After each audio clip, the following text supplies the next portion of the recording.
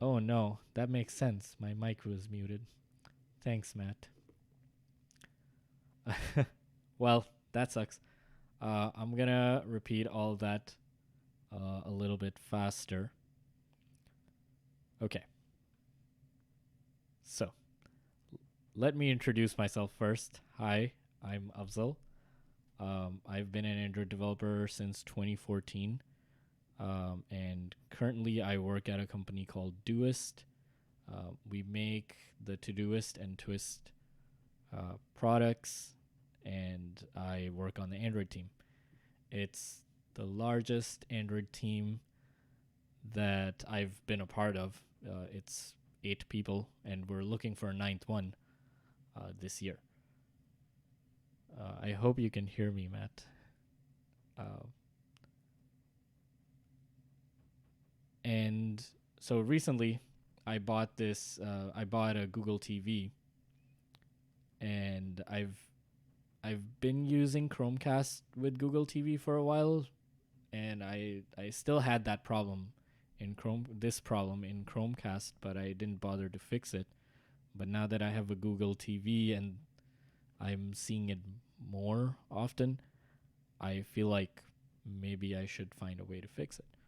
And Jetpack Compose came out recently.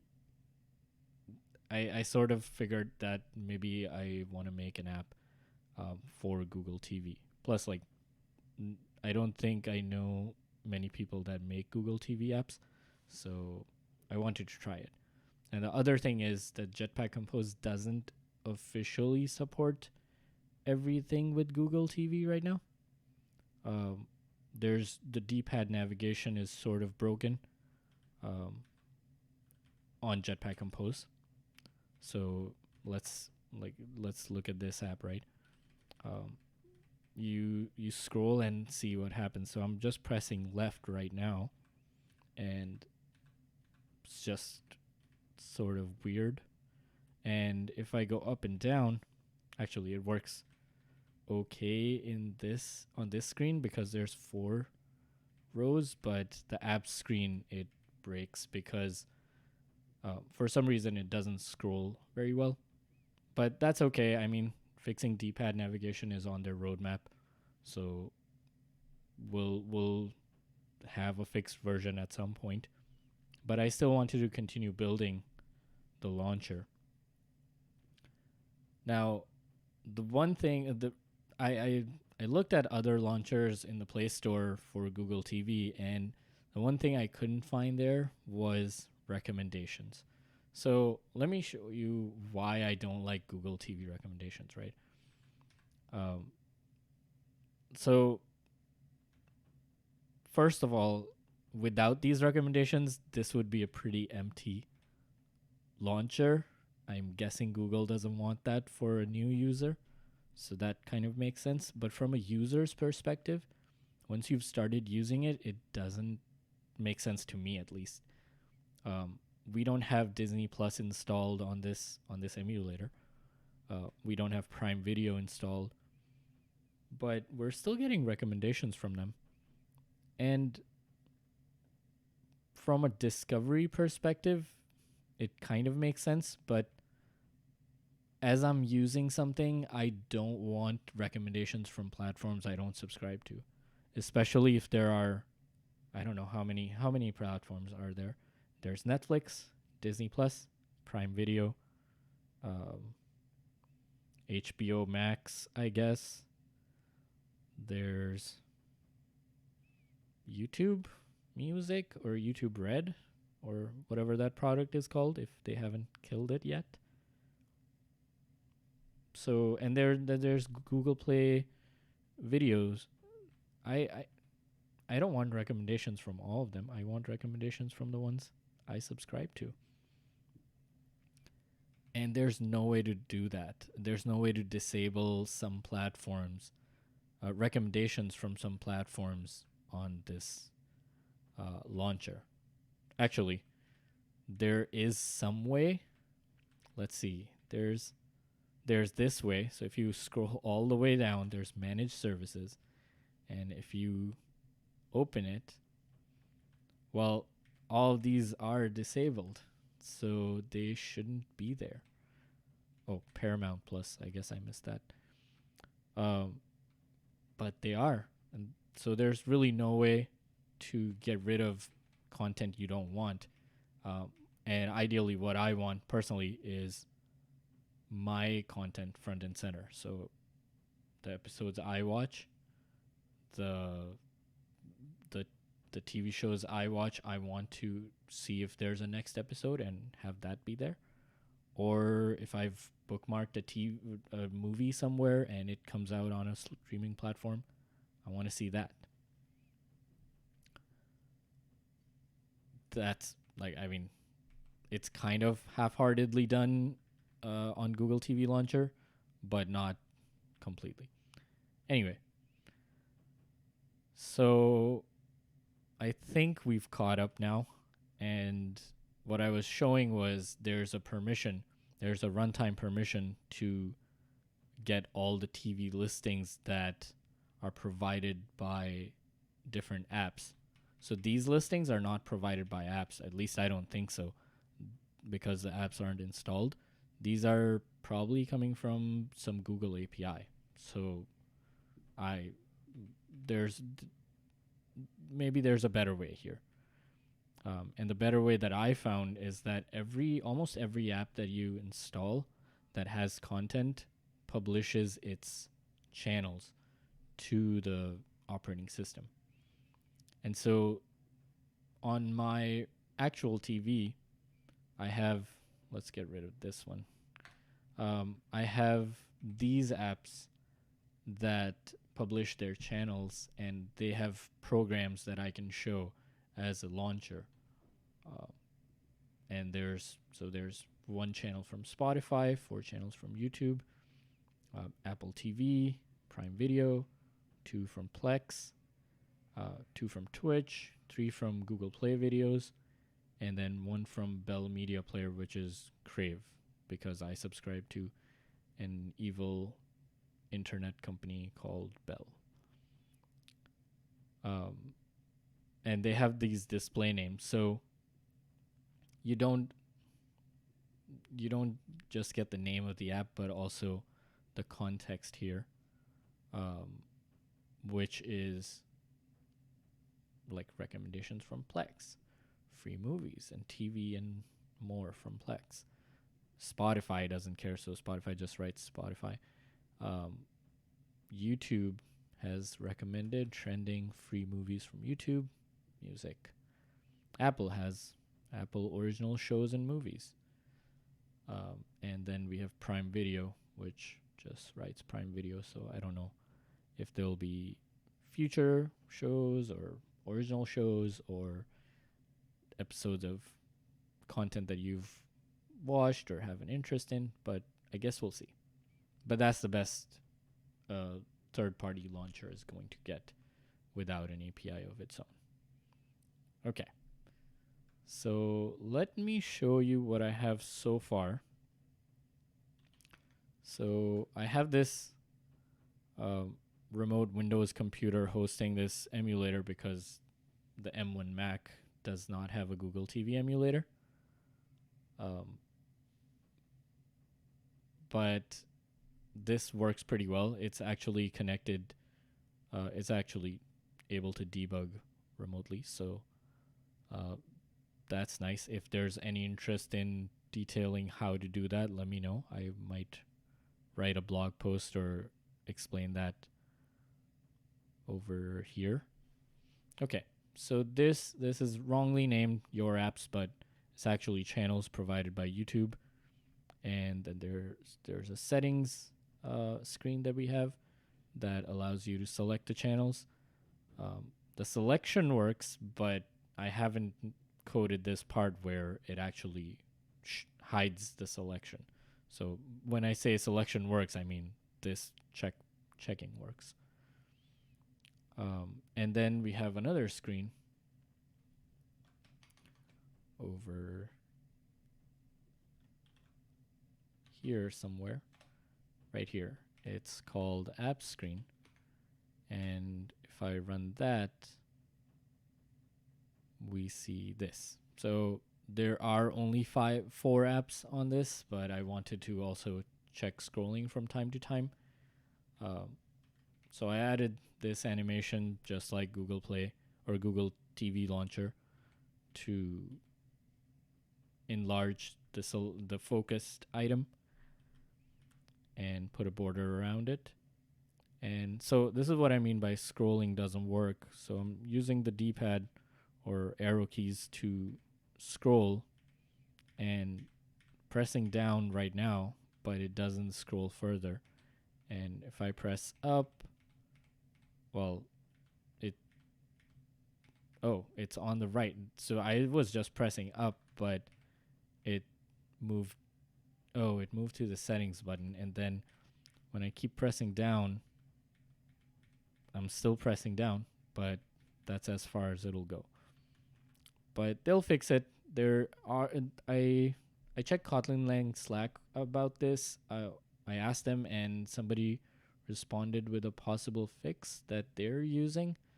I tried to implement it, but it didn't work for me. So maybe in a future stream we might try to fix that. But today, these are 2 different screens, and I would very much like if there's some sort of tabs to highlight which screen you're on and also allow you to select which screen to go to, just like the Google Play Launcher.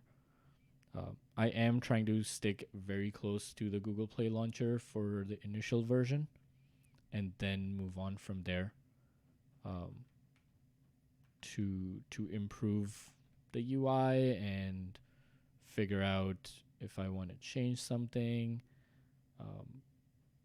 Like, got to start from somewhere. I'm not a designer, so that's where I'm starting from. Okie doke. So let's see. My initial idea right now today is that this is the part that needs to change. Maybe that will work. We'll see. I'm not sure how big this title is supposed to or is allowed to be, but we'll see. So I'm using the small top app bar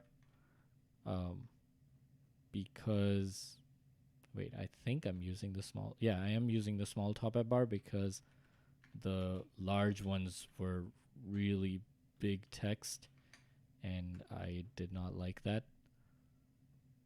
Yeah, like this is not the use case for large top app bar.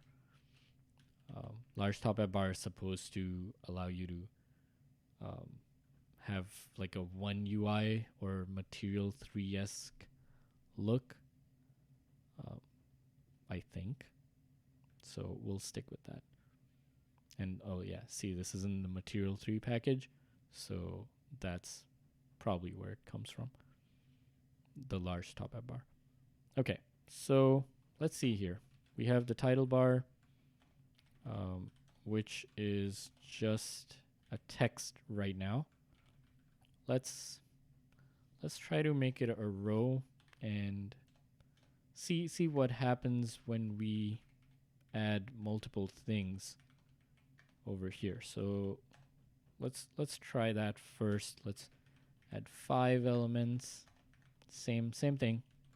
And let's just see if it works, because if it doesn't work, then we'll have to code it ourselves. And look at that. It does work. Okay, great. So instead of this, what we'll do is let's see the Google Launcher. Let's see what it does. Okay, so they have this branding on the top left, and then they have search. Search is going to be a nice animation to build, but not today. Okay, why don't we start from putting 2 tabs on the top left. One is called Channels, and one is called Apps. Let's start from there, and then we can explore other things, because we'll have to fix the focus and all that as well. Okay, so Easy peasy. Let's add that as a string. Channels. It's just gonna be channels. Oops. Okay.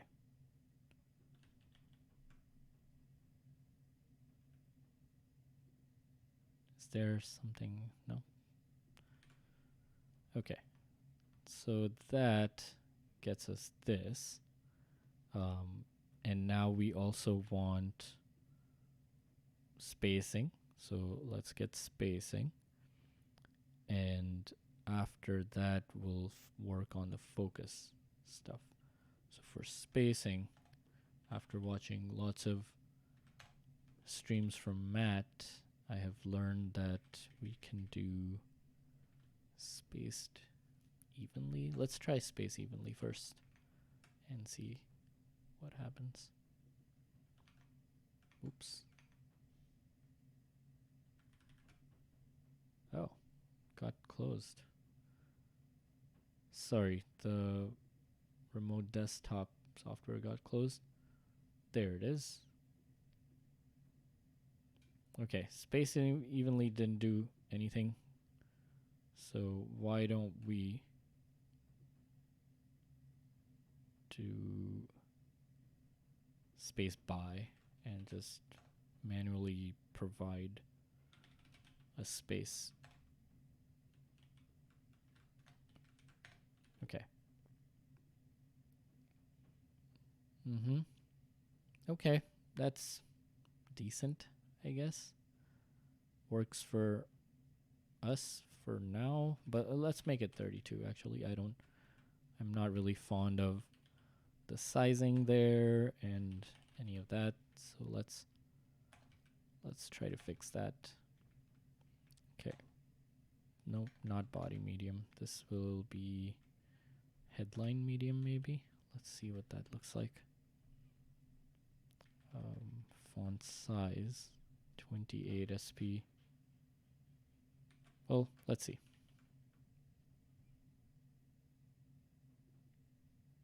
Oh, that's bigger. So let's make it headline small. Maybe it'll be less. Nope, that's the size we're using right now. Let's see, title medium. Okay, let's try that. Okay, so title large should work.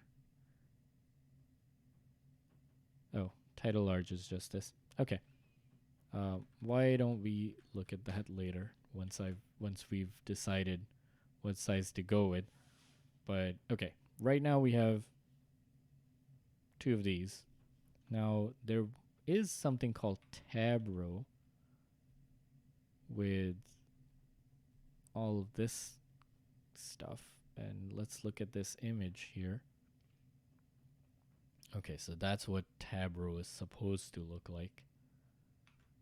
Let's see what it looks like right now. Select a tab index can be 0, and what else does it need? Background color, content color. Nope. Tabs. Okay, so it just takes tabs here. Let's see, where's this from? Is it material 3? Nope, that's material. Just a material, and there's nothing in material 3 that I can see. So let's use this. And in the tab we have selected, on click, blah blah blah, and content. Okay, cool. So we'll just do this, and for selected we'll just do false right now. What's the red line here? Okay, that's fine. Oh. Okay. What are we missing? Text. Oh, okay, there's no content. Could have sworn I saw content somewhere.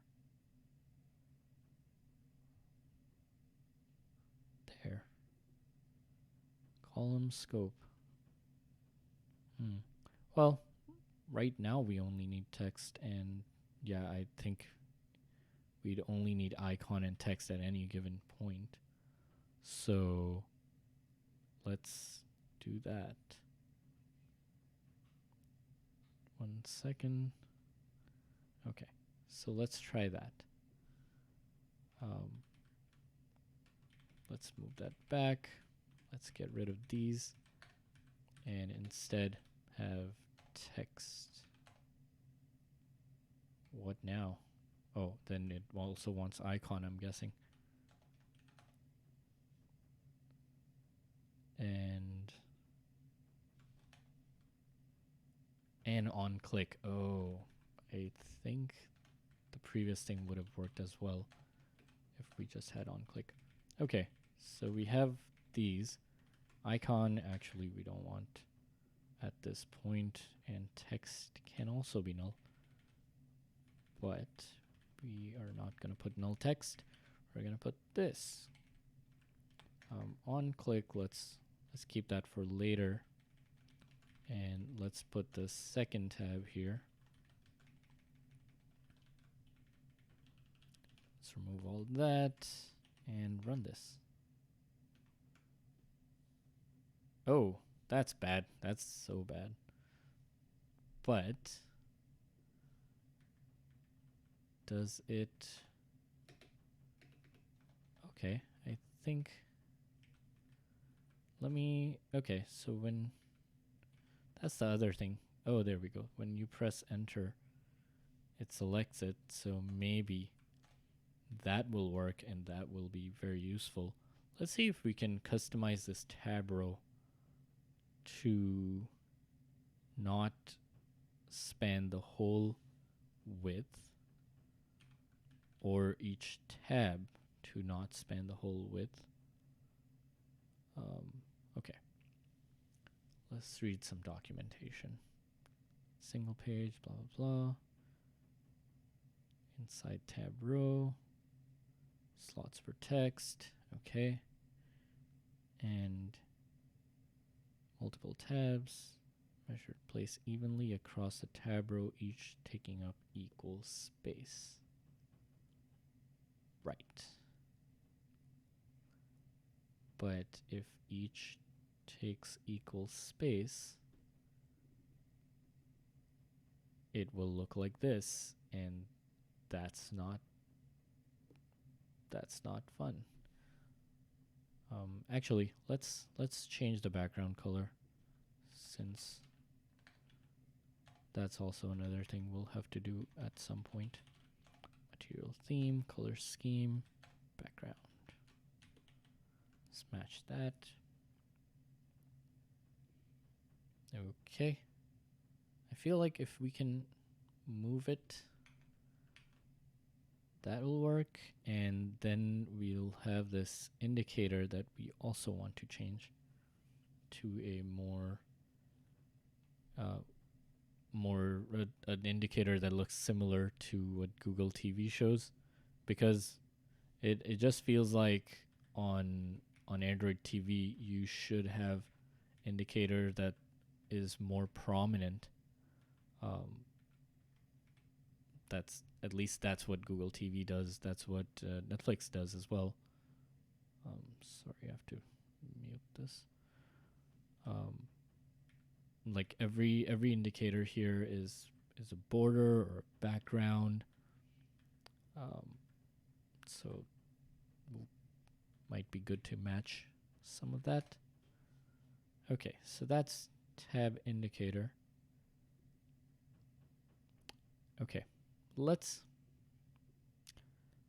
try to adjust the width of the tab row and see if that will do what we want. Although I don't like that idea right now. What if we modify the tab width itself first and see what that would do, if anything, because as you can see here, there's some stuff going on where it's calculating the tab width and then it's using that to place the placeable, whatever the placeable is. So let's see if that will work. I think it won't. Oh. Well, something happened. Channel text is gone. Maybe it's too narrow. Let's try 100. Okay, so it's okay. So the tab is the thing that goes inside this area, not the whole thing. Well, in that case, I don't think there's any way. Ooh, there's fill max width. So if we restrict the width, then it will automatically. Oh, we could artificially restrict the width then. Let's do that. Let's make it, I don't know, 120 dips. See how that looks. If that looks bad, we'll just change it. Okay, that's too small. Let's make it 320 instead. That's very similar to what we want. Obviously, if you add another tab, this is going to completely destroy the look over here because that's how it is. But what we can do is this is 320 and it looks fine, right? So, well, simply we just need a way to have some tab data. So let's see. Tab list, okay? And let's put the two strings in there. There's channels, there's your apps, and so we just do tab list for each tab. We just do that, and also we'll figure out the selected part after this. And over here we just do tab list size multiply by, what's 320 divided 160, and nope, that will not work, but this will. Well, let's just move that into a variable. Tab row width. There. That should work just fine. Oops. Channels and channels makes complete sense. Tab title, I guess. There we go.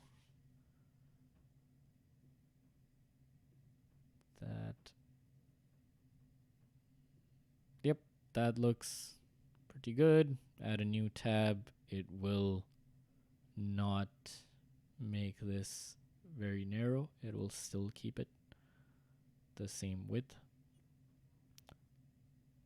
So that's good. Now let's work on the indicator, maybe. Let's see how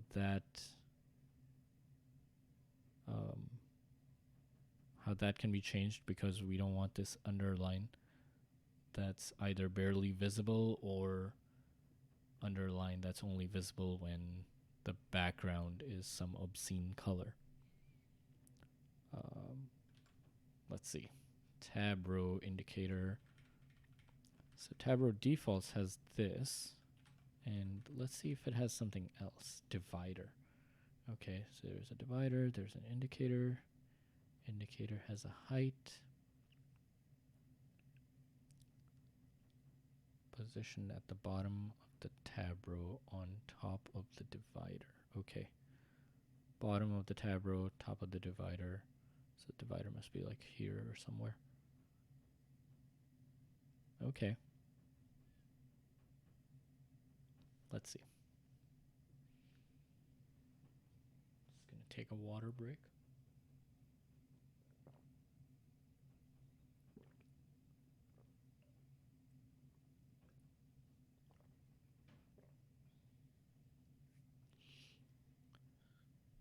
Okay.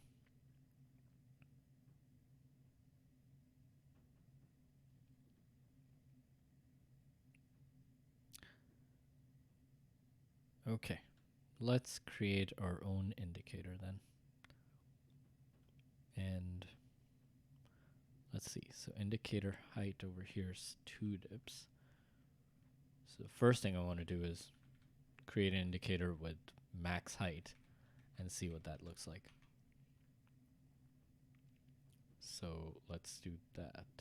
Let's create our, let's call it, what, pill indicator, because it looks like a pill. And let's change this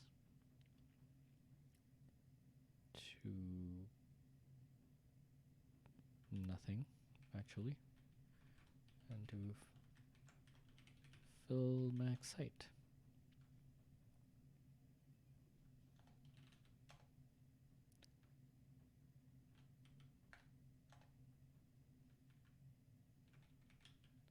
What's the, okay. Tab positions is passed in. Oh, okay. But that's being done for us already. So it passes by default. This is the modifier applied to the tab. Okay, I guess we'll have to recreate that bit as well.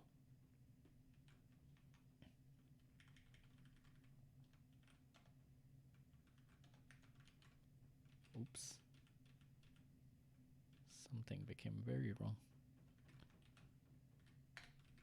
Okay. And over here, we have tab positions. And how did this look? There's pill indicator and a modifier that we can pass to it. And the selected tab index. Oh. Why is that not available to us? Okay, let's do that first. That's the modifier. Okay, why is this selected tab index not available to this guy here? Should be, but it's not. But that's fine because selected tab index should be controlled from up here anyway. So that works. What else is there? Oh, yeah, the other thing is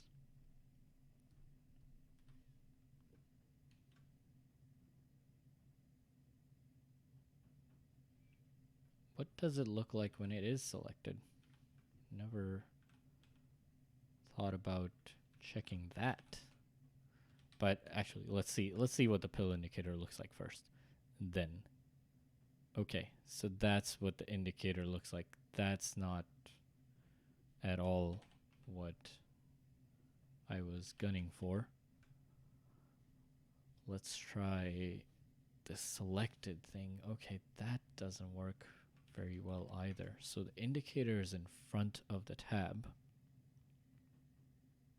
which doesn't work well. But each tab also gets to know if it's selected. So if that's the case, then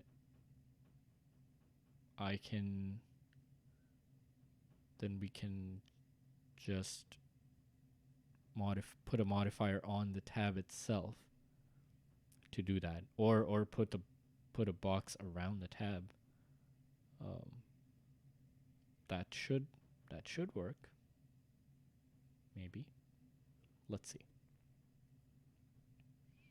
Okay, so for this indicator, at some point I do want to get rid of the indicator, so remove indicator completely. Okay, and let's see if there's any other tab composables, maybe ones that just use content, like this one.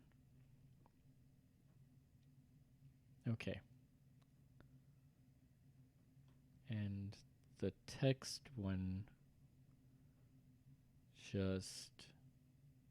Okay, so it has styled text using the button typography. And then it just calls that with, what's this, tab baseline layout. Layout that positions the text and optional icon with the correct baseline distances. Oh, okay.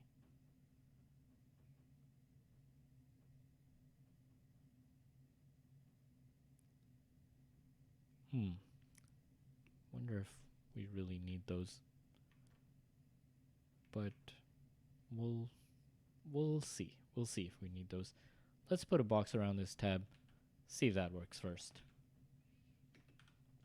If it does, we will not need to do much more than that. Modifier.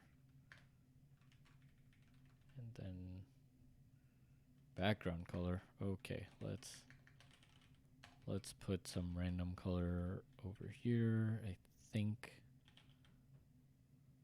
primary or on primary. What is the default background? Primary surface. Yeah, let's do that. Oh wait, primary surface is not going to be primary container. Maybe. Might be the same thing. Oh, I see. Yep. Nope, that doesn't make a lot of sense. It's covering... why is the background covering the text itself? Okay, let's just put a modifier on the tab.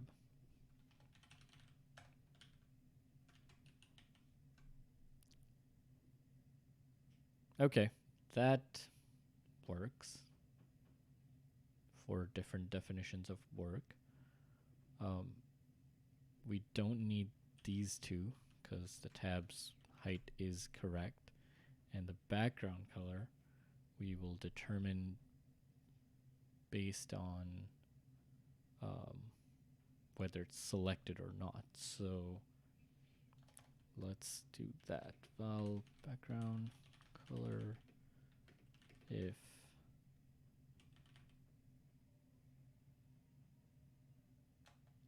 selected tab index. Let's see. Let's just do for each index then.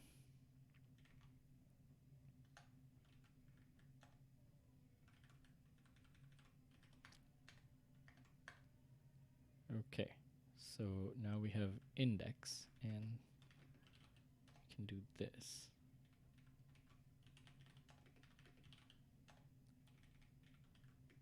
Okay, if it's selected, then we want this color, and if it's not selected, then we don't want any color. Or no, then we just want the surface color, actually. There. And then we put that there. This way, the first one should be selected, and okay, the second one isn't. There is that indicator that we want to remove later. And what else? Whoa. Whoa. Thank you for the follow, Matt. That's the first time I've heard that sound this way in my stream. So, no, that's not the first time, but it's the first time this year. uh,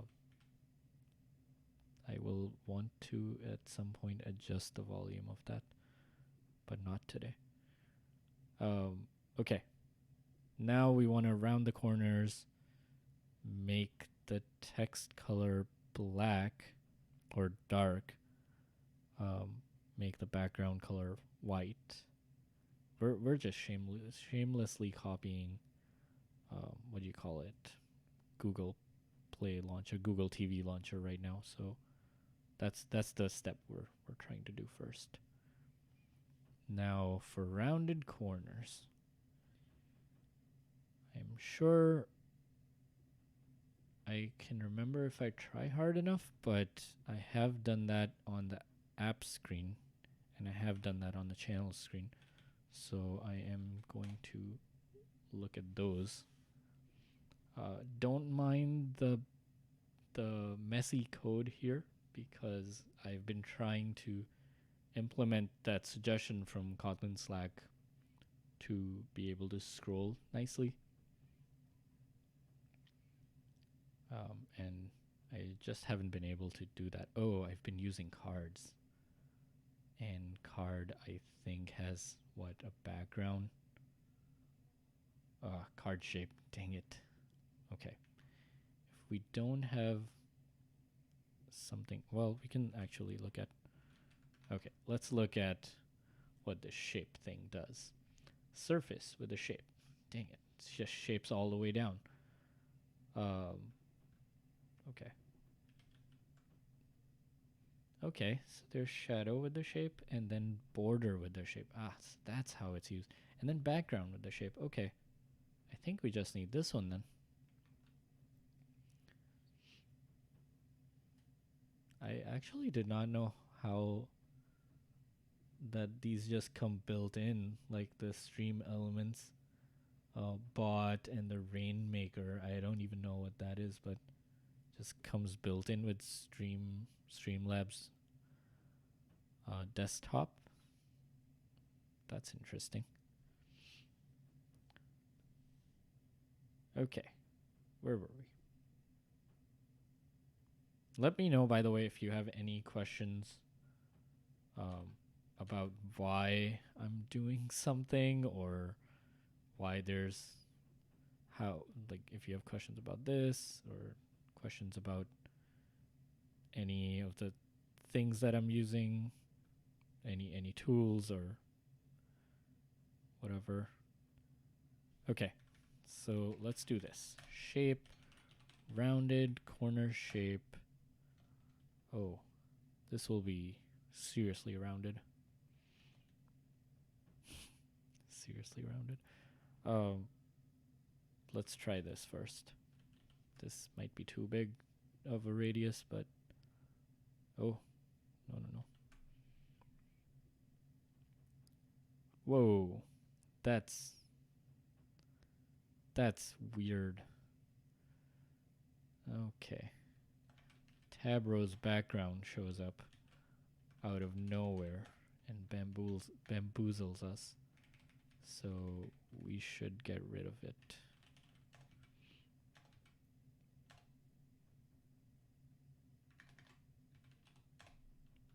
Like that. Well, we did get rid of it. And the radius is not so big, so let's make it 32. Oh, there's the pill. Is it round enough? Let's go further. Okay, that's as round as it'll go. Okay, let's keep it at 32 then. But okay, this indicator kind of might be messing up the look, but maybe it's something else. So let's get rid of the indicator and find out if that will quickly improve that. Is that a quick win, or is there more to it? Well, removing the indicator seems easy. Famous last words. Nope, it is easy. But doesn't look like the other one. Doesn't look like the one from over here. Or maybe it does. No, it does. It's just the text is too big. Okay. How about we make the background white, make the selected channel black, and then we work on being able to switch between the two, because right now channels is supposedly selected, but it's showing your apps because of this hard-coded stuff. So let's do that. Let's change the background color. Okay, so let's look at this color scheme. I haven't actually done anything with the theme so far, aside from removing commented properties, I think. And also just making the dark color theme the only color theme, because on TV you don't need light color theme. Neither do you on Wear OS, by the way. And if you do, I mean, it's allowed, but if you do, you know, the battery will die very fast. Okay. So the color scheme looks like just these. And these colors are this way. So let's add a white color, I guess. Like, I mean, that's just this. I don't know why I would do that. But where would we add this? Let's see. On background, error, primary, surface. I think surface color is already, and it's not surface, but surface variant, inverse surface. Ooh. Neutral 90 is, why can't I see color here in the side, in the gutter? That should be present. But neutral 90 looks good to me. Inverse surface seems very obvious and idiomatic. So let's do that. Inverse surface.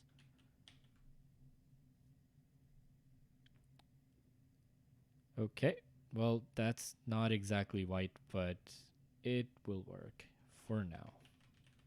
And text color is going to be the same way. If it's selected, then it's going to be what the default text color is. Let's see what the default text color is actually.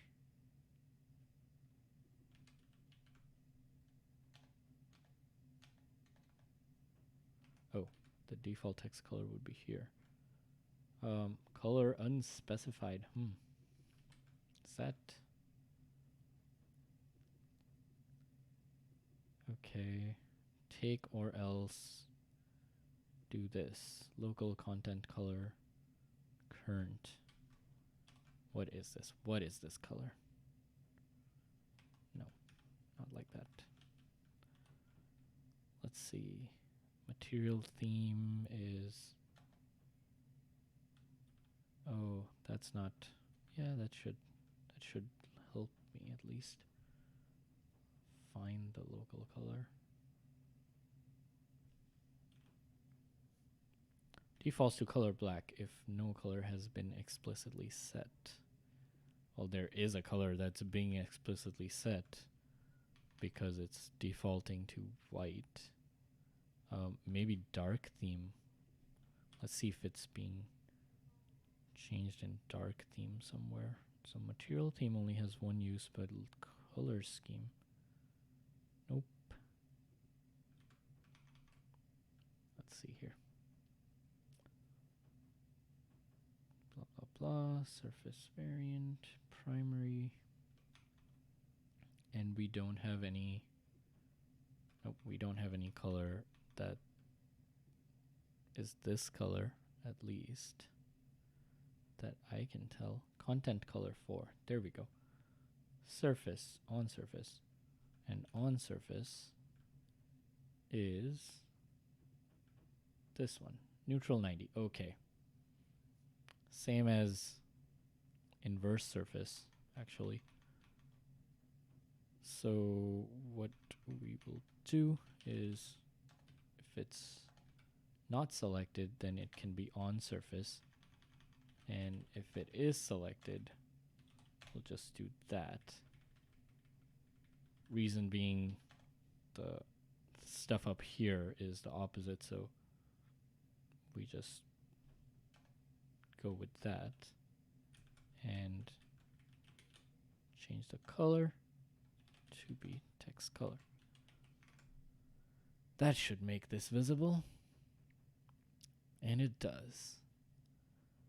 Okay, now let's commit this, and then I will move on to making that functional.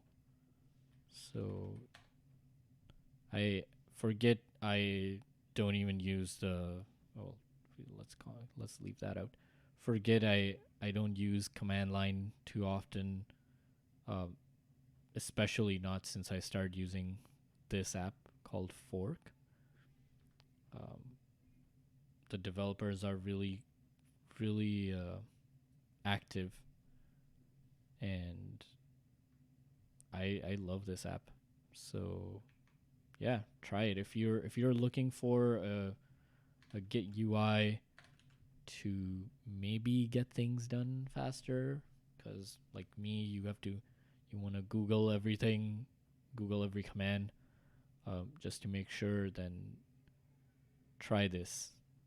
I really like it. I recommend it to everyone who says anything about Git CLI or other Git UIs like SourceTree or SmartGit.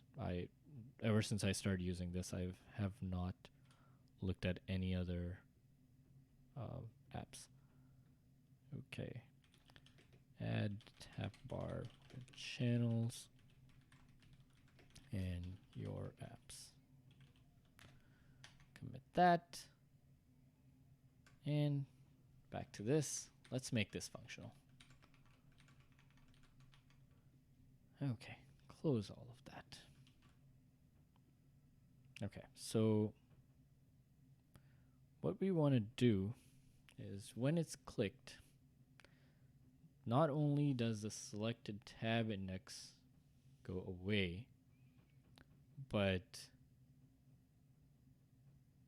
the active screen, the composable that's being displayed here, that's the content, changes.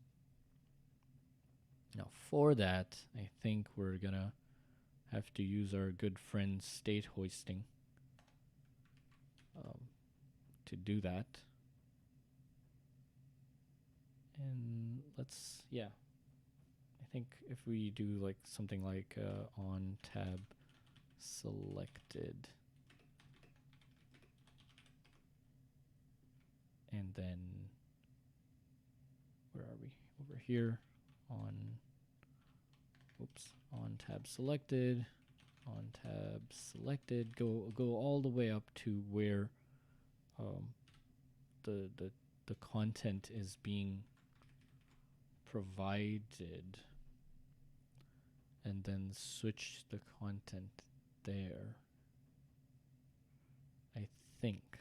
Let's see over in this side. So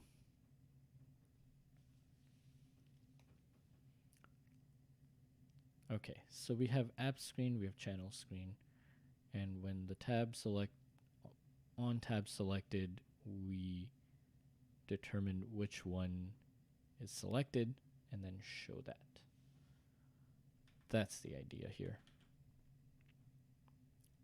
So let's do that. I think there's, yep. There we go. Refactored that. Let's put it in separate lines.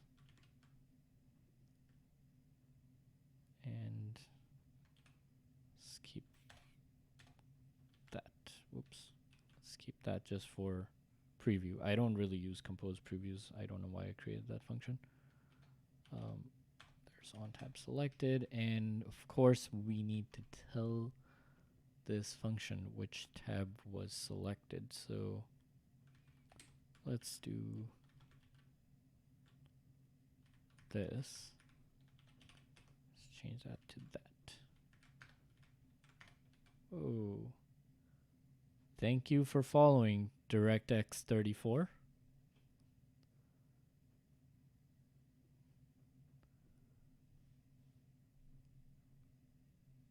Okay. So over here, it feels like we need some data structure or something to hold all of this, like the tab list and how it's connected to the screen itself. That's what would be cleaner. That would make it cleaner, but let's see. Is there even a tab selected? I should have checked that first.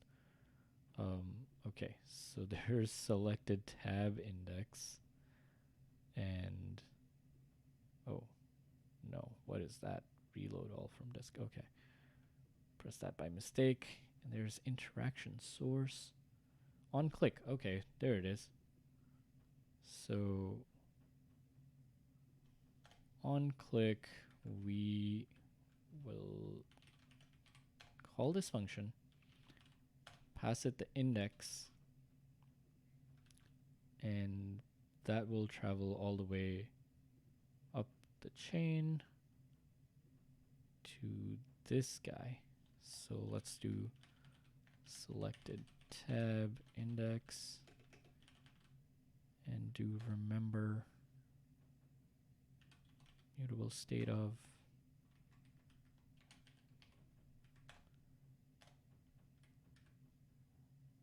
Let's start with 0, I guess.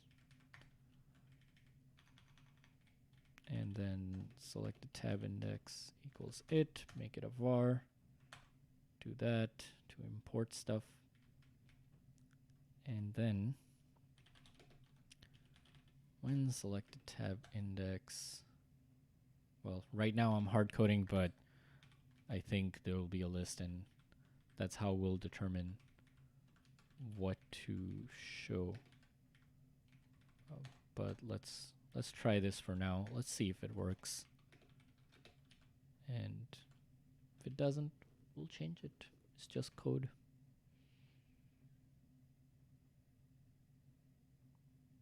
Okay. Is there anything missing here? I think this is wrong now. Yeah, this is wrong now. So we need selected tab index over here as well. Let's create that parameter. What's the shortcut to move it up? Okay, Alt up. There we go.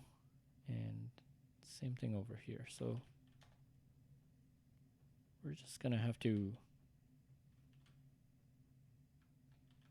keep doing that.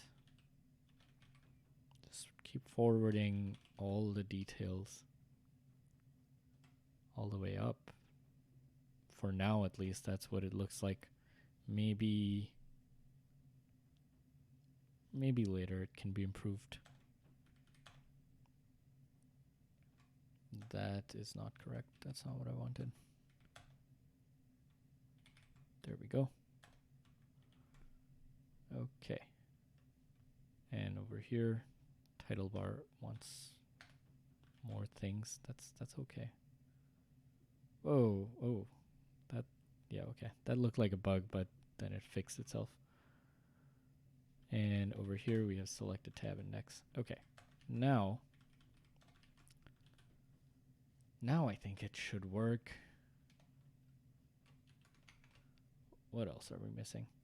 So we have select a tab index. We're setting everything according to that. Well, now the thing that can go wrong is if enter doesn't actually do on click. I think it does. Okay, so the correct tab is selected right now. And when I press the right key, I don't know if you can see, but look at your apps over here.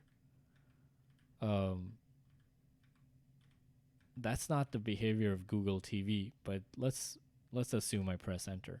Boom, that changed. So that works. Not the most beautiful transition at this point, but that does work. Also, the highlighting is not a rounded rectangle. It is a square, or like squared off rectangle, which is also interesting. Maybe that's not set by the tab. Maybe that's set by something else. Either way, what we actually want is when I press the right key, instead of providing the option of pressing enter, it should actually switch like a pager. At which point I asked myself, why didn't we just use a pager? That's a great question. Should have used a pager. It even transitions that way. Oh man.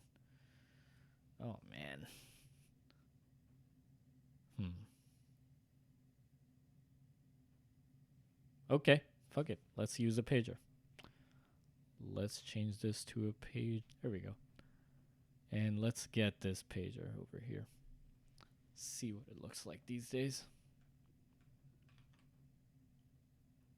So we have the horizontal pager is sort of what we want. We have the count. We have vertical pager, which isn't what we want. We have lazy creation. Whoop, sorry. We have lazy creation. So that is good. And where are there's indicators, and there's integration with scrollable tab row. Oh. Well, maybe the transition to this will be easier because we did all that hard work. But definitely looks like the thing that we want to use.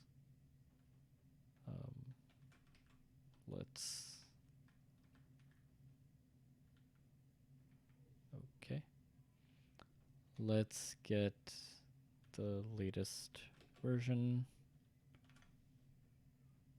By the way, I don't know if any of y'all noticed this, but if you try to get a Google dependency, you can just press Control Space right now and get, I think, what are just Google dependencies auto-completed to the latest version, like Compose UI. Well, there we go. Oh, auto-completed to the latest stable version. Unless there's no stable version, in which case it will go to the RC version. Yeah, MLKit, interesting. Anyway, back to this. The pager isn't being completed, I think. Let's try that actually. Accompanist. Yeah, no. It's not there. So let's do that. 0.22.0-RC.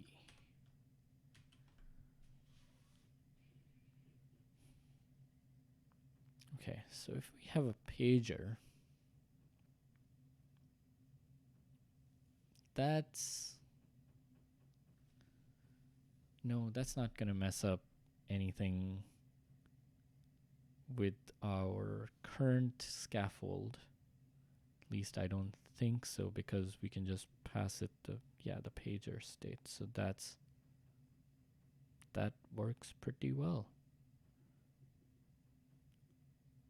But it does does do one thing that I don't like, which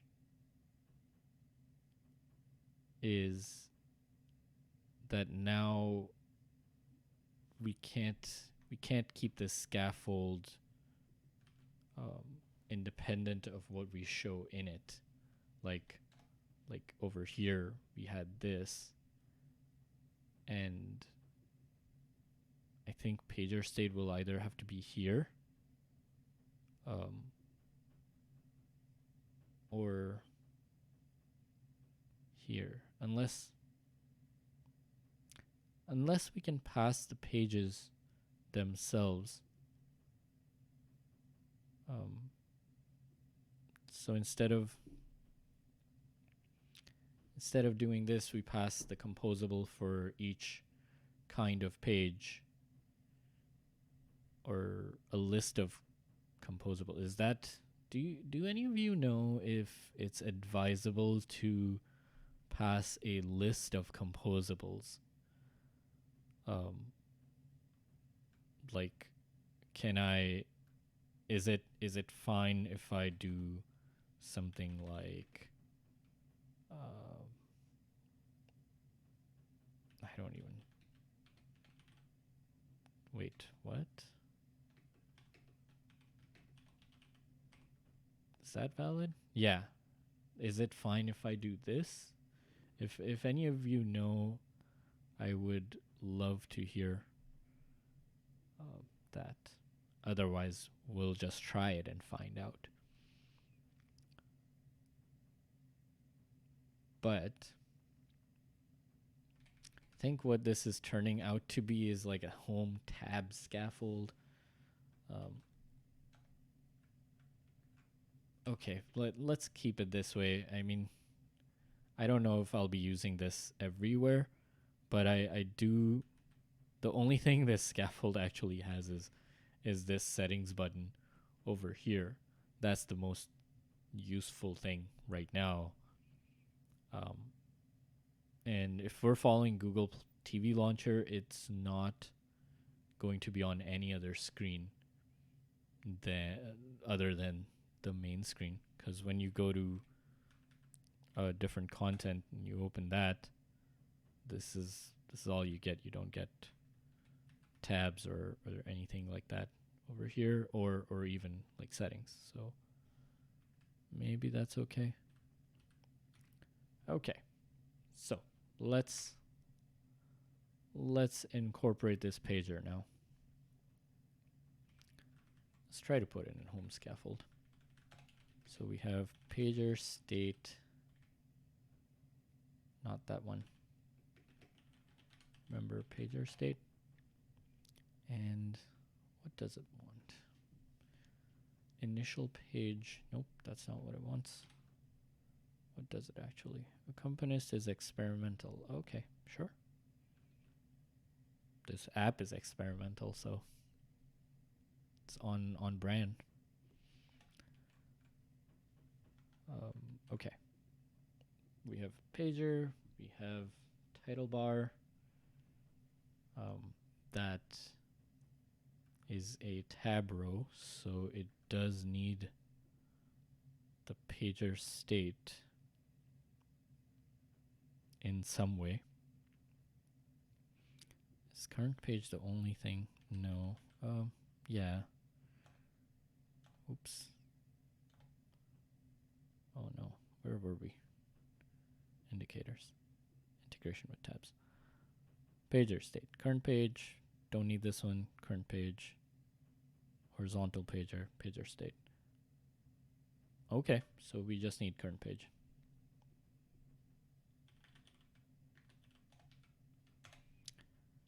Okay, and then in content,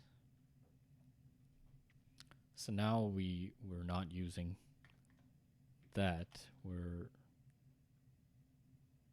going to put our horizontal pager here. Now, let's think about this.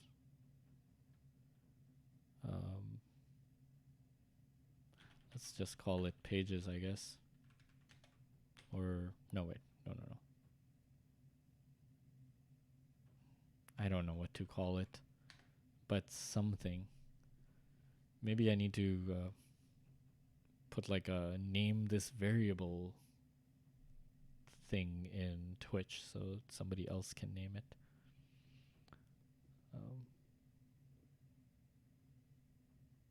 Maybe. Okay, so for now, let's put a horizontal pager here. And let's put that as count, unless there's some better way. There is not. Okay. Also, why did it... So count is just size, by the way. Why is that even there? Okay. We have this horizontal pager and the state of this pager is going to be this pager state. And inside it, we have page content, and page content is like this, which for us means determining which one of these to show. So we just do pages selected, nope, pager state, nope, pager state current page. That should do it. Aside from that, we don't need selected tab index anymore, apparently. Okay, so let's see what happens here. I am very curious to see if this actually does not work. Absolutely does not work. No, wait, that's different. That's not the same thing.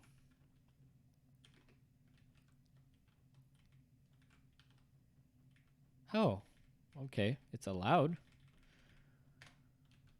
Doesn't mean it will actually work, but it's allowed. And what are we doing with selected tab index? We don't care about it, nor do we care about on tab selected. So we can remove those. And on tab selected, we will change.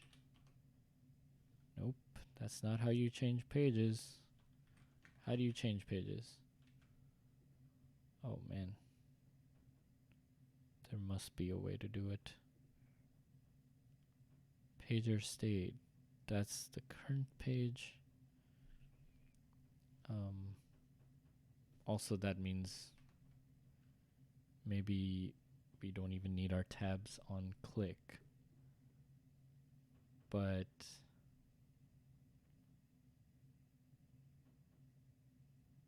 let's see.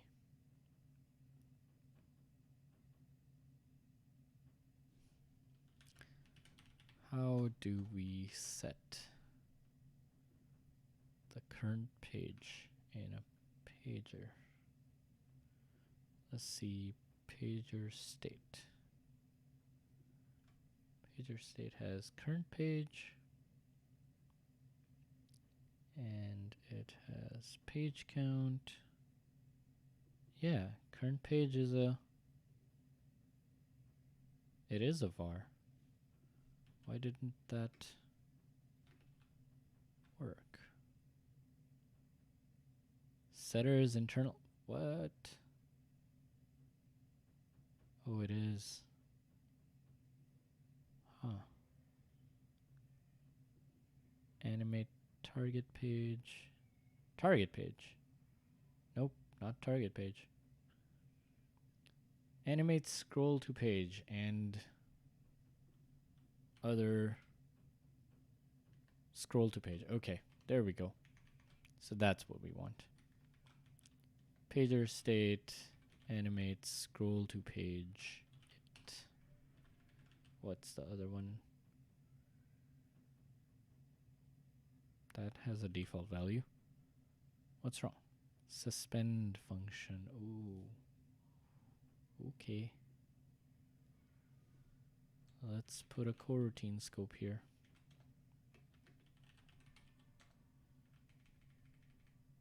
And then call that and run it in that. Okay. What are we missing? We have tab on click goes to on tab selected. We have pager state that changes.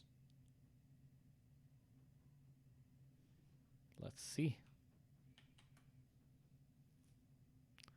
This is going to be interesting. I wonder how it'll work with the arrow keys, actually.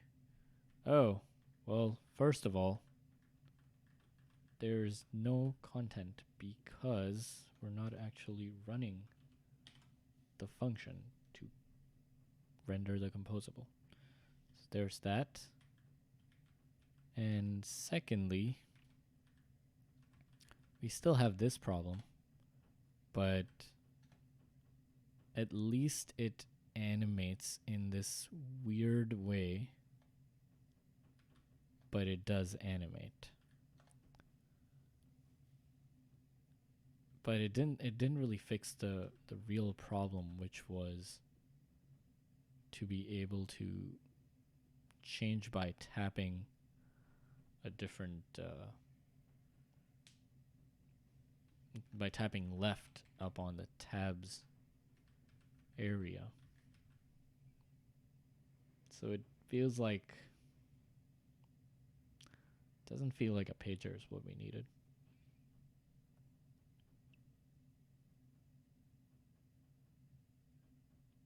But let's commit this and then try to implement a listener for when you are up here and say the tab row is in focus or one of the tabs is in focus and you press left. Instead of this, it should just go there. And I think it can either be done by listening to this interaction source or something. Basically, what we're going to do is instead of on click, or maybe in addition to on click, we're also going to do the same thing when it's on focus. But first, let's commit this.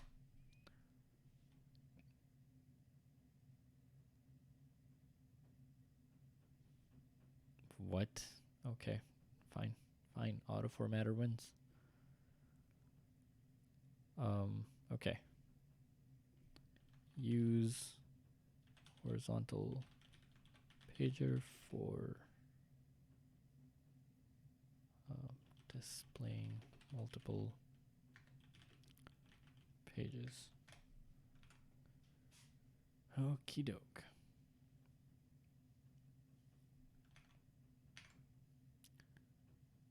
At this point, yeah, okay, let's try the unfocus thing. I don't think that's the way to go. What I was doing over there. But there is an interaction source here. And okay. So why do I say interaction source is the way to go? Is over here we had dpad, this modifier that I created that is for every app icon.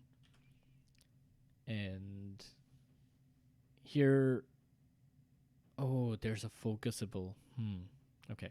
So over here, what we do is we create an interaction source and we use a focusable modifier down here to check or to get information whether this composable is in focus. And when it is, this collect is focused as state changes. So when this changes, the border width changes. The border color is animated. The scale is animated, and all of that stuff. So that's what I was thinking. And I think this could be the case, but tab, I feel like it already has some use for this interaction source. And maybe if we pass our own, do the same check as this, as on app screen, we should be able to determine if it's in focus, and if it's in focus, then we call, then we call on tab selected. But there's a problem with that. The problem is when this is in focus, this doesn't just run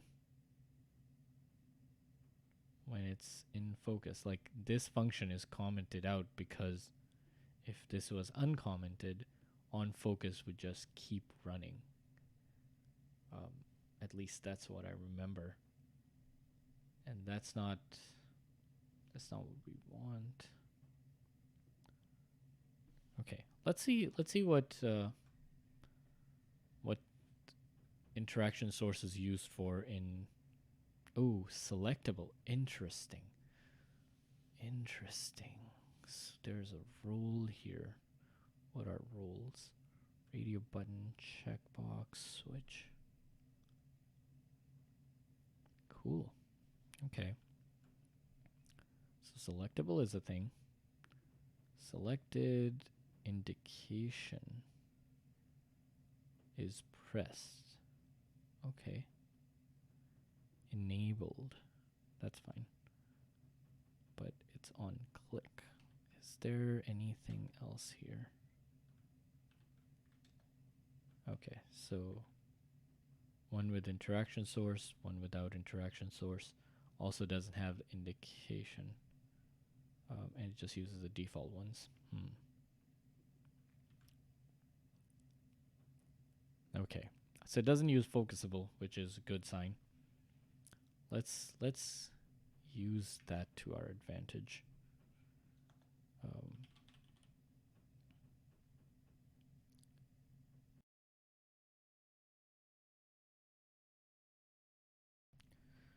Excuse me. Just had to cough. Okay, interaction source. And we'll probably change this to a modifier, but let's test it out. Let's see if this actually works first.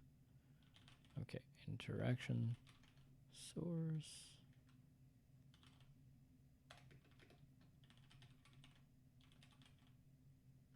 Okay. I don't remember off the top of my head what this should be. That's what it should be. Okay, interaction source. If no, what's it? File. I wanna collect it as state. Yes. Let's see. Let's see if this works. If it doesn't work, we'll try to fix it. But if it works, then we don't need to do premature optimization on this. Or fix a bug prematurely when it hasn't even occurred yet.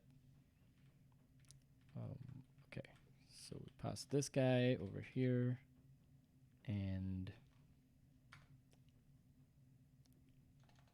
if is item focused, then we do on tab selected with index. Let's see. Well, it does work, in fact. Very slowly, not animatedly, but it switches things, definitely. So pressing left or right over here switches the tab. Now it does need to fade out and all of that. Fade out, fade in. Maybe also animate the text color. And that, I think, we can do when we convert this into a modifier.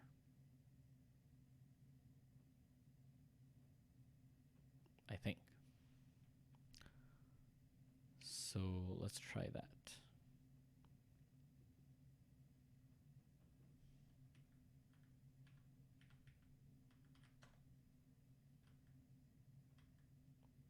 Okay, so fade out, fade in.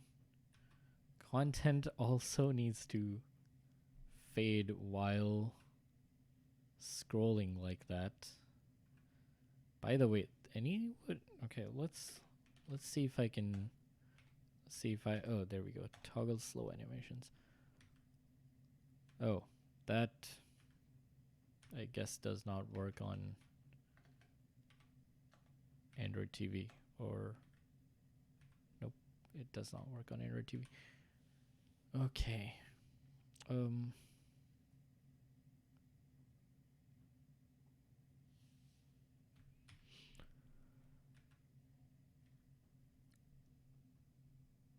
Excuse me. Okay, this, I don't like this animation at all. I'd rather there be no animation and then we could animate it. But it was really easy to change it from a not pager state or pager horizontal pager to a horizontal pager. So either it would be easy to remove it, or it'd be easy to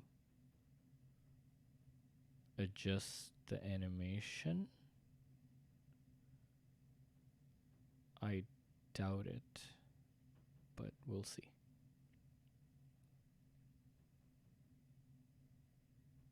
Okay. So, where were we? We're here. We want to change this to a modifier, and that's the last thing we're gonna do tonight. Want to change this to a modifier, and we want to animate the background change. Yep, let's do that. Is there? Nope, there's nothing significant that done for this commit, so okay. All right, so over here, let's put this on that side because I'm gonna be copying a little bit of stuff from there. Fun modifier. Actually, let's see if this will work. Ooh. It would have, actually, it might if I do this and make this interaction source a parameter.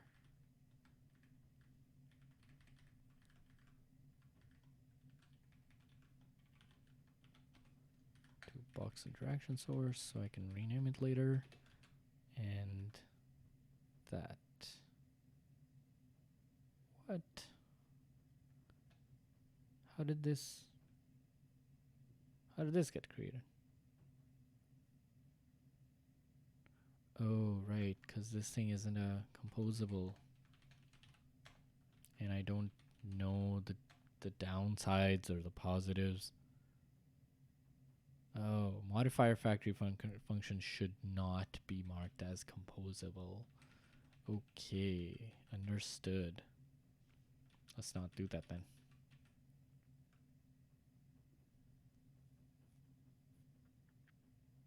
In that case, let's just keep it this way. Um, for now, let's try one thing first. Oh, this one doesn't set the background, it only sets the border. Okay. Maybe at some point it will get there, but right now, let's write one from scratch. So fun modifier. What's it? Focusable tab or something. And over here we have our interaction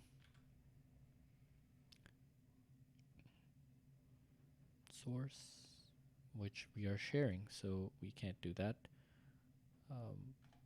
We need to take that as an argument. And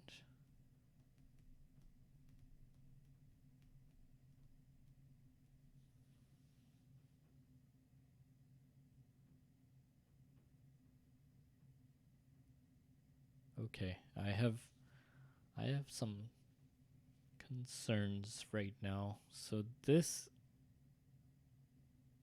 stuff on the right side, the D-pad focusable stuff, we were able to do it because of this. Now, what is this modifier actually doing? Okay, so it's going to monitor the focus state. And even this is not doable from what? How is this allowed, but that's not allowed? Whoa. Okay, that's unexpected because this is allowed. This is, oh, because we're in Compose. Okay. That's why. That's fine. Little lapse of focus, I guess. Okay, so we're here and just return this. And we'll add some background there. We're gonna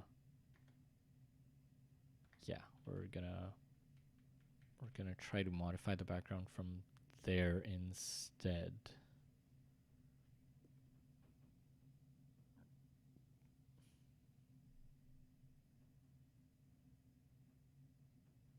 And this code will go into that modifier instead.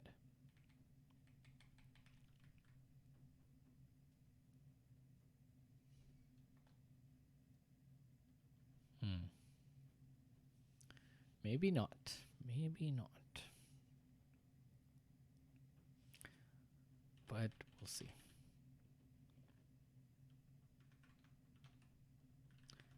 Okay, we're going to create this over here.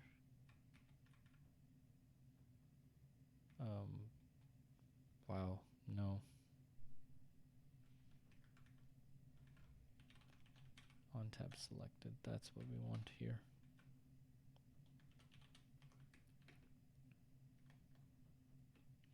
Wait, no. On focus. I've done this I've done this before and didn't turn out well at that time. But I think that's really going to be the way to go. Focusable tab. On focus. We do that. And interaction source is going to be that. Okay, so now let's do animated background by animate color as state, target value if is item focused, we're gonna show if item is focused, we're going to show this one, and otherwise we're going to show this one. Now, I think there is an aspect here that I'm missing, which is, let's add is selected as well, because we also want it to be the same color when it's selected. By the way, let's switch this order out. And is selected will just be this. And let's rename that for similar API. This is selected, so this should be selected as well. I wonder if there's a way to get this selected state from this modifier. Maybe not. Maybe not.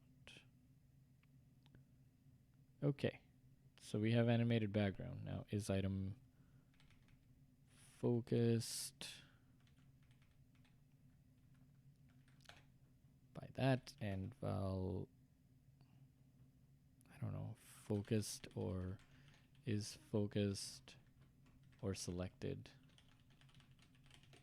should be selected. Oops. Is item focused or selected? That should work. Is focused or selected. So that's our background. And then we do animated background.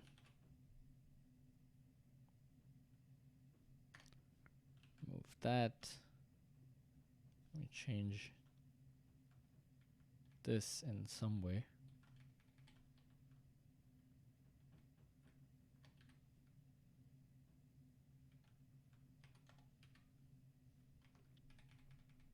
Okay, let's see if it animates first. And if it does, we'll do something else. On focus, okay.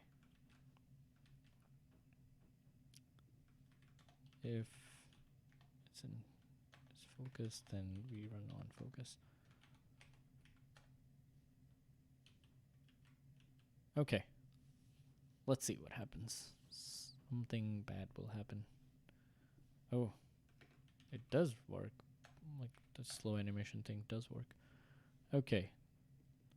Whoa, what the heck? Uh-huh. Oh.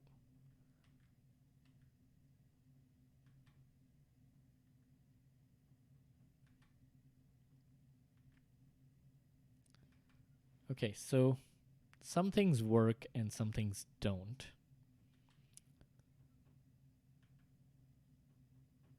This selected thing. Here's the thing. The selected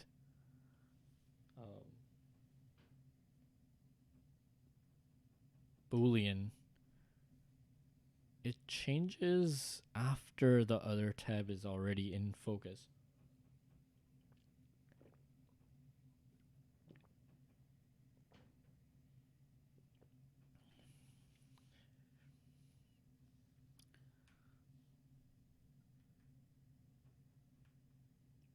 So you see how channels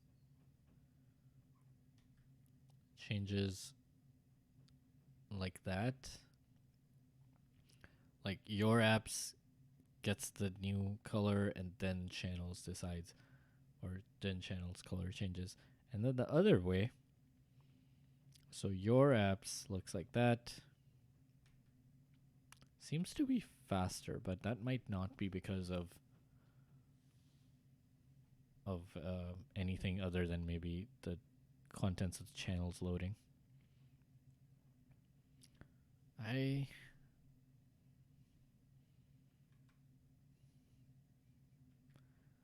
We We can animate the text. We can...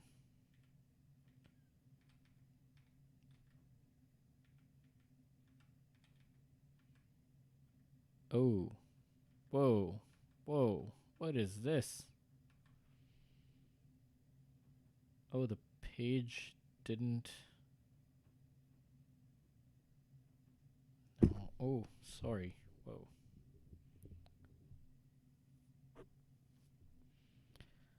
The page didn't...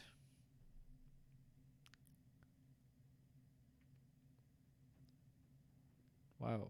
Okay. That's weird. The page didn't fully transition, but also what is this? This shouldn't be the same page. It should be the next page. Let's see. How many pages can we change? Item scroll effects. Okay, that's... Yes, that's something we want. And we also...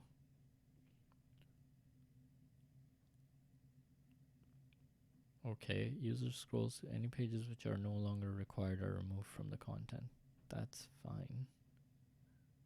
How many can I preload?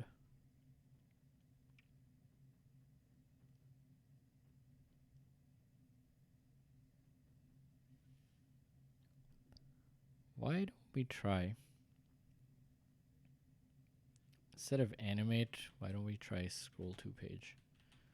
See if that works.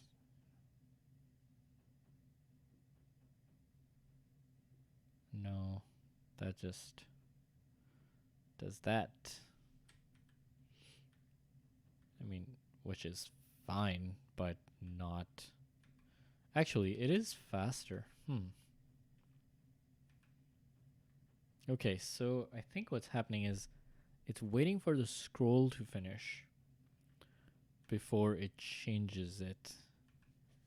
And that's a behavior that somehow conflicts with what we want to do. Either that or the scroll over here is really smooth and really quick, and that's why it's not getting affected by the same thing. I mean, they are different UI toolkits, so there's that. But that does work for me, for us right now. Let's keep that. Okay, let's keep that. We can disable scrolling, by the way, because we're not gonna need that on TV. And item scroll effects, yeah, we'll look into this later. Reacting to page changes, indicators,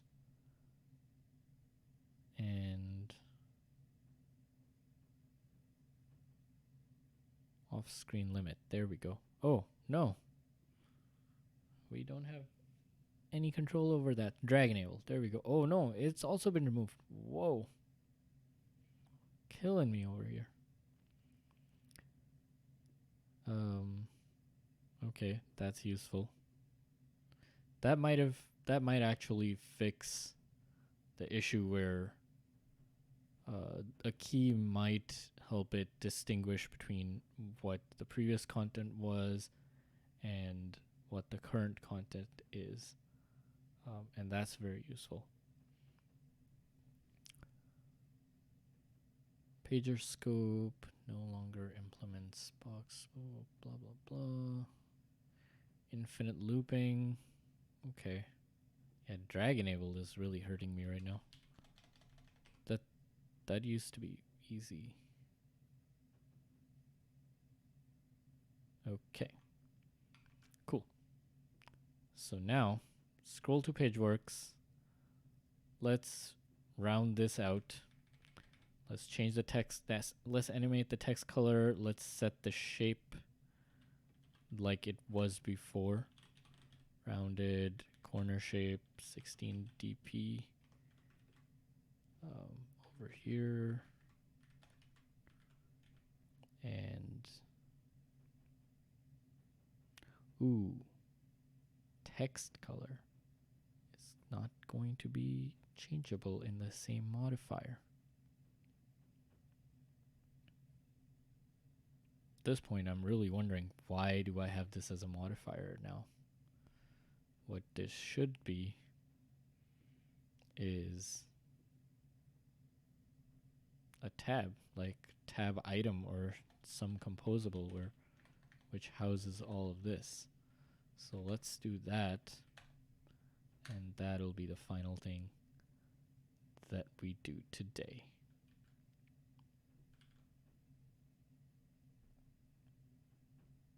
Okay, tab item's gonna have this selected boolean, which will be false by default. Interaction source, don't need that over here. So let's do that. Interaction source can be this.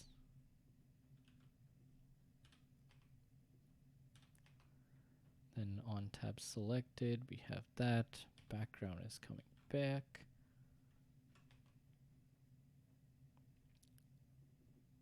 Although this time it is animated. And we're gonna do this as well. And this.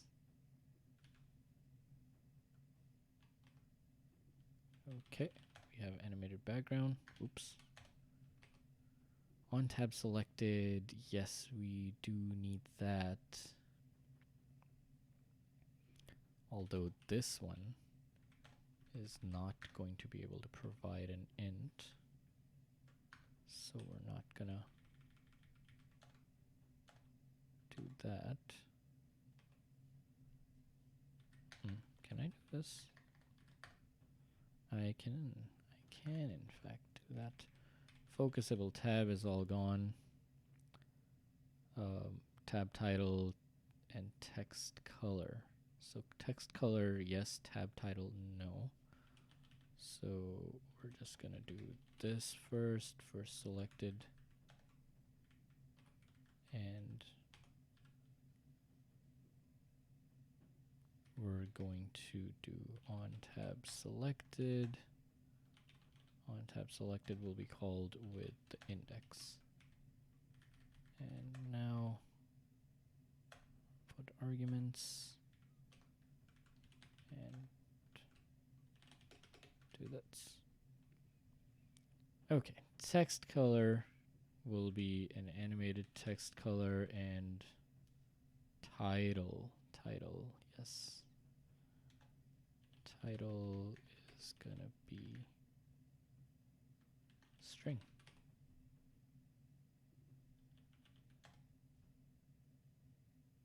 Oh, it's not a string. Actually, it is.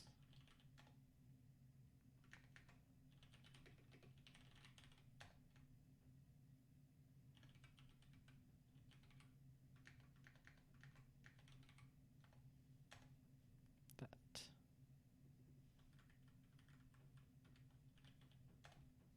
So there's that. Okay, so now we have refactored that out. We have this text color that is supposed to be animated. We don't need to use this focusable tab modifier anymore. Although it would have been nice to put it in a modifier, but that's okay, whatever. Let's do that. Animated text color and animate color as state.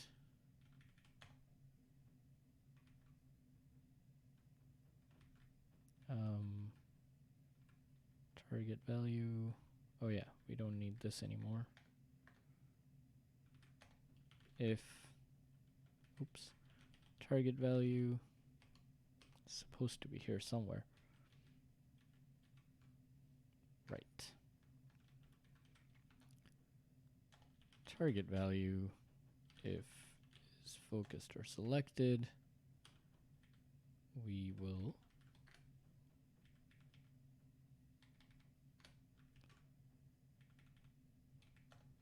oops. Okay, there we go. So now we have animated text color, and if it's focused or selected, it's the surface color because this is inverse surface, and if it's not focused or selected, then this is the on surface color because the background is surface. That should have an animated background, animated text, and rounded corners. Oh, whoa. Okay. There is something that we have missed now. Somehow.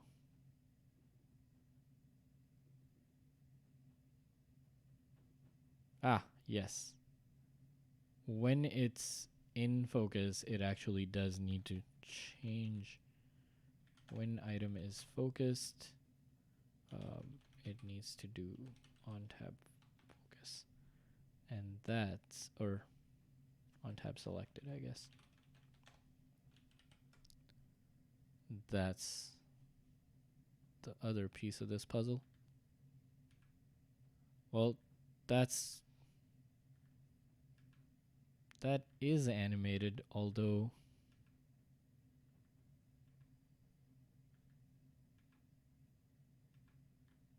it doesn't look smooth. That's animated, but it doesn't look smooth. So we're trying to animate this guy here, the background and the text color. It is animating. For sure it is. Let's see if it's possible to slow this. It's just not possible to slow this down using the window animations or transition animations or something like that. I'm pretty sure there's a way to do it here. Animation spec would work. Ooh, this is a spring animation spec, which is, I don't think it's looking as good as Tween could.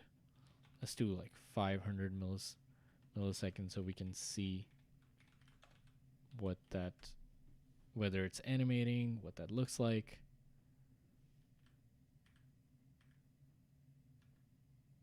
Oh yeah, it is definitely animating. It's animating in a very subtle way. Also, okay. It's like this is so smooth. This animation over here is way smoother.